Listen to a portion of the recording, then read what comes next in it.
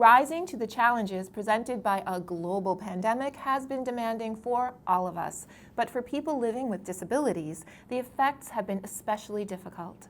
The effect of limited social networks and extreme isolation can be devastating for those who rely on highly specialized programs and direct interactive support to be safe, learn, work, and perform daily living skills.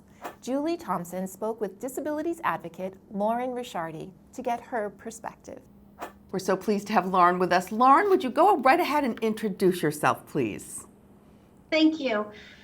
So as you may know, my name is Lauren Richardi. I'm 25 years old, and I reside from Carver, Massachusetts. I have an autism spectrum disorder, and I was diagnosed at 18 months. So what it's like from the very beginning is that when I was diagnosed with autism, I had slow progress with communication in my early ages. I didn't know how to cope with my frustration and anxiety. I tend to cry and scream a lot, especially in school. But the teachers were supportive with me throughout the times, which was good. But it can be, it took me quite some time until I was a preteen. I grew out of those behaviors. And when I was a teenager, I did experience social awkwardness, though I did make friends quite easily. Mm-hmm. It's just that if someone doesn't give me enough attention and towards other friends that they hang out with, it can be awkward. Right. And it does make me feel excluded sometimes. Okay. Let me. High school was even difficult. Okay, let's talk about that for one sec, because you said you grew out of some of the behaviors that you had as a younger child, but it's difficult to navigate personalities and situations that you're in. How do you teach other people how to communicate and interact with you to lessen that happening? So if I knew somebody who has the same disability and is going through the same issues, sometimes I would tell them my stories. Maybe that'll give them inspiration how to get through those challenges. So you just said that if you meet someone else who has a disability or is on the spectrum as you are, it's easier for you to communicate, and you can probably sometimes help them.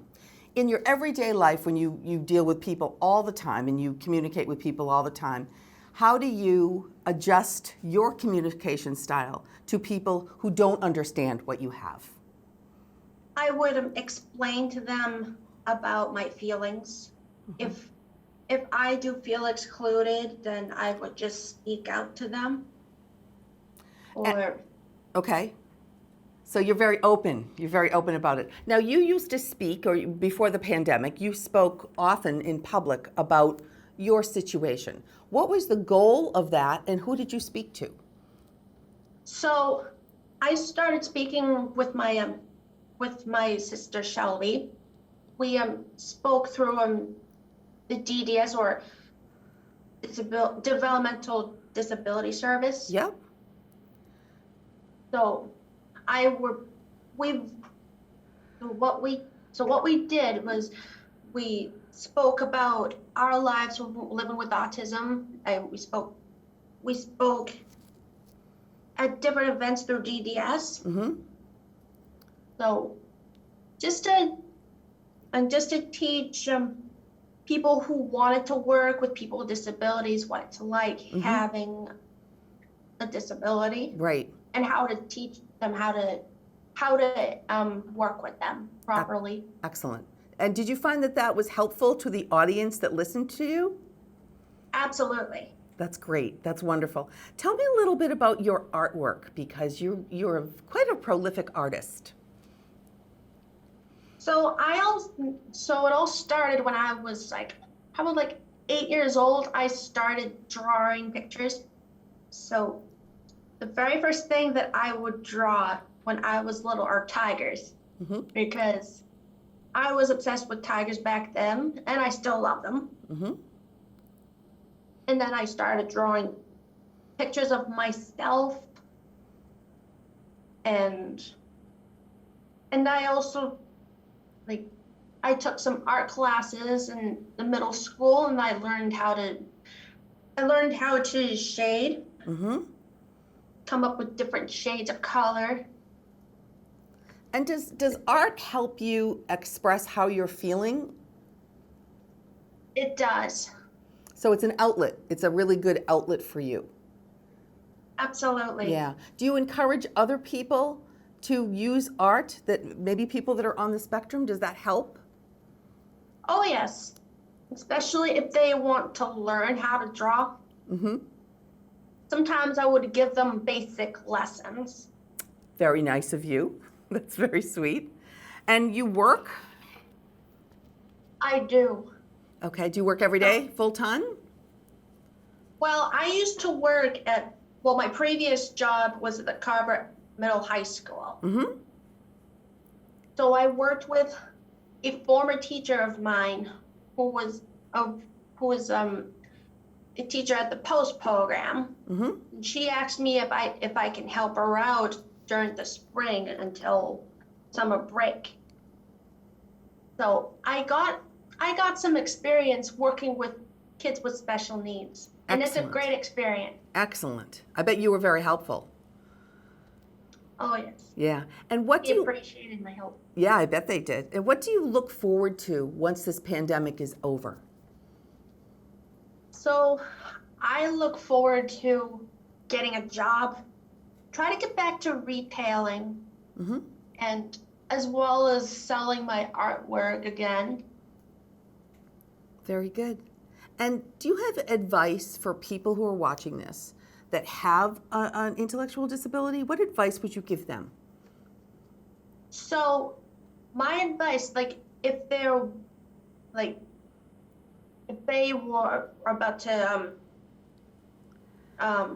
get out of school or turn 22, I would say use your skills that you've already learned.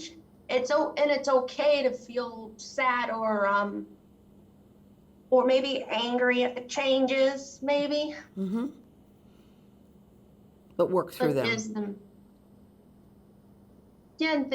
And just learn, use the skills that you already have, and what else? Well, that's really good, because you're saying that you identify who you are, what skills you have, use the skills that you have, and always learn new skills of coping, right? Yes. Yeah. And your words of advice to people that do not have intellectual disabilities. I had a very dear friend and person that I respect very highly said to me, first, you always assume competence. Of anyone that has any kind of a disability, assume competence. Is that what you think people should do when they look at anyone that has any kind of intellectual disability? Yes. Okay, excellent. So thank you so much for joining us today, Lauren. We've really appreciated it, and best of luck to you and your artwork in the future. Thank you very much. Thank you.